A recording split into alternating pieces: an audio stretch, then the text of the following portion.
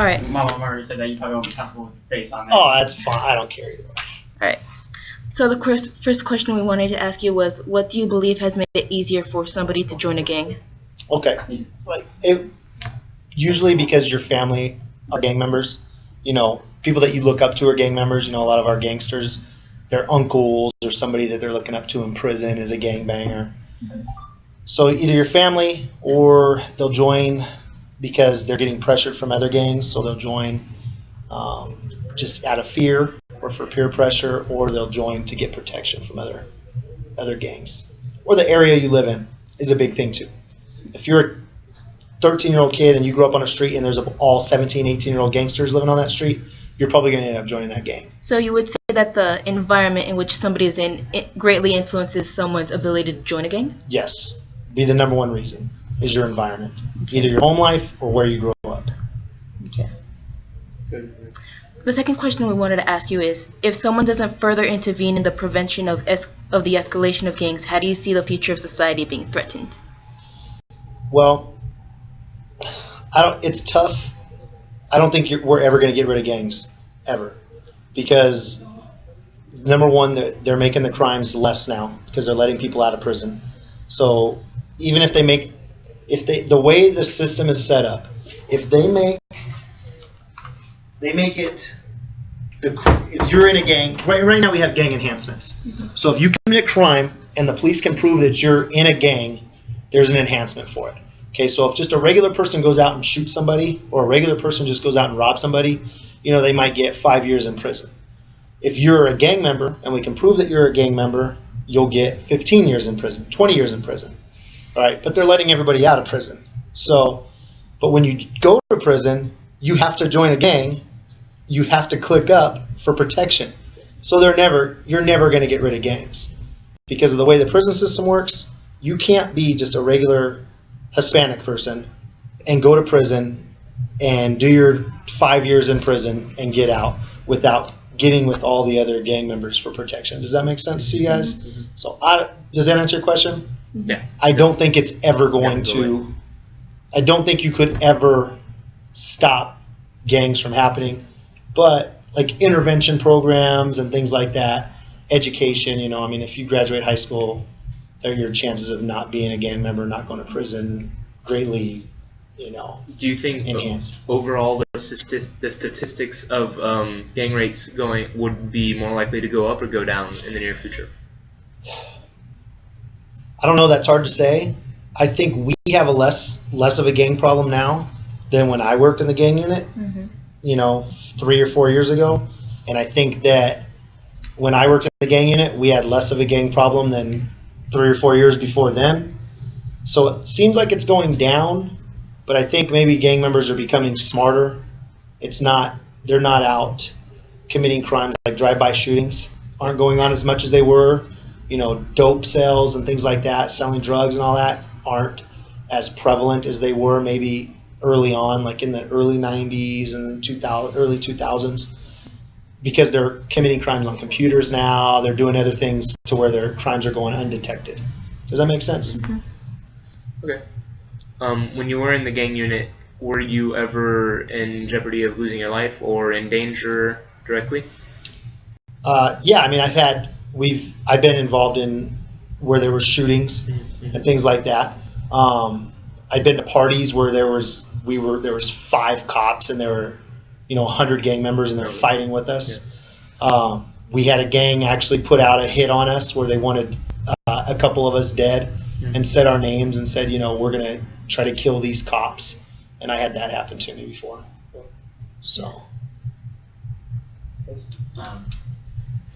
What would you say was one of the best methods to actually catch a gang member or find gang activity going on? Well, you have to establishing some sort of intelligence. You can't just go out there and try to like, all right, I'm going to go arrest a gang member today. You know, you could find them. In our city, we're very proactive, which means we don't wait for gang crimes to happen. You know, if you have a shaved head and tattoos all over your head and you have, you know, you're walking around with no shirt on, you have covered in tattoos and you're a gangbanger, you're going to get stopped by the police in Fontana all the time. You're not going to be able to walk. You can't walk, 100 yards without getting stopped by 2 or 3 different police officers. So we make it very uncomfortable for them. But, the best thing to do, the best thing we did was just, learn who they were, talk to them, how to communicate with them. When I was in the gang unit, I'm out of practice now as much, because I've been out for a few years. But when I was in there, I knew,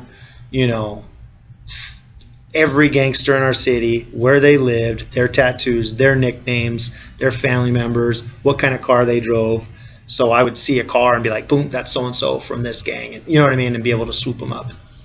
So having that intelligence and just knowing who everybody is, it helps out more than anything. And so besides from intelligence, after someone has already joined a gang, what is one of the best ways to prevent like a child or any new member to join a gang? Well, we have a lot of programs in our city where we try to get, we have after school programs, we have an intervention program that we run. Our gang unit isn't necessarily out there trying to stop people from being in gangs. Yeah. We're stopping people who are already in gangs. Yeah. So we used to have DARE. You guys ever heard of DARE? Okay. But they proved that didn't work. That wasn't stopping other kids. That wasn't stopping any kids from using drugs or anything like that. So, none of you guys are going to join a gang, and I probably would imagine that none of your parents are gang members. No. Okay, you don't live in a house full of gang members. You know what I mean? Yes. So that's helping you because the environment you grow up in. There's nothing anybody can do. There's no program in the world that will ever work that can tell a kid who's 13 years old, 12 years old, that being in a gang is bad when his mom and dad are from that gang and they're representing that gang and they've been telling them every single day that, this is it. We can't, it's like almost like Nazi Germany. Okay, where you have the little Nazi youth who are growing up and they hate Jewish people because they're Jewish because everybody around them is telling them these things, and they grow up to be Nazis just like their parents. That's what we have going on. Should that stop us from trying to have programs and trying to help educate people and things like that? No. But putting them in prison doesn't help because they go to prison and they hang around more gang members. They get out, they go to prison, they get more tattoos and those types of things. So that doesn't really help as much. It's hard to join a gang and get out of that gang. Most of them to get out of the gang, to be honest with you, that I've seen, the people who are the most successful are the people who find religion. A guy who goes to prison and then says, okay, I don't want to do this. He reads the Bible. He says, okay, I want to become, Christian or Muslim or whatever it is, whatever religion they end up finding, and then they devote themselves to that. That usually helps them be successful. And they have to move away. You have to move away from your environment, I think.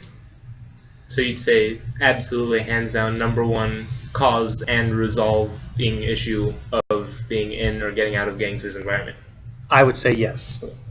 The people you hang around, the people you surround yourself with, your peers, there's been studies done. When I ran that intervention program, I teach a parenting class to the parents, and they all want to know, why is my kid doing bad? And they all think it's their fault, and a lot of times, it's not. But when you have, in Southern California, where we live right now, we have a problem where we have a lot of, first generation Hispanic families. Okay, so you're a 15-year-old kid, and you speak English, but your parents don't speak English. They don't look at education as being important because they didn't get an education in Mexico. They worked hard. They worked they worked since they were 10 years old. So they don't see that, okay, you need to go to school, you need to do these types of things. That's not important to them. Just working hard is important to them. Well, then they have to work 2 jobs, 3 jobs. They're never home. They go in their kid's room and there's pictures of gangsters up on the wall, Scarface, all these things. There's blue rags, there's gang graffiti, and they don't understand it because they don't understand the culture. And so the kids are getting away with these, types of things. Where if you try to pull that stuff with your parents, or my kids try to pull that, I would be all over that, behavior and know what it is, because I know the culture here. Would you say gang violence is acts of terrorism in a way, or? Mm-hmm. It's street terrorism.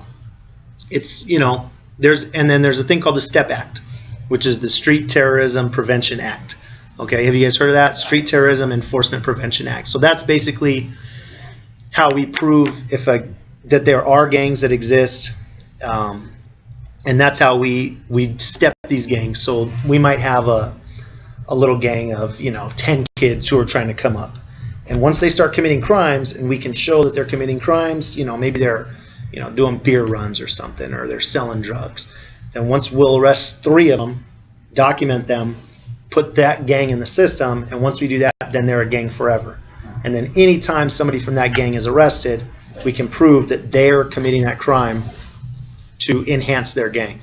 And then that's how we get those extra.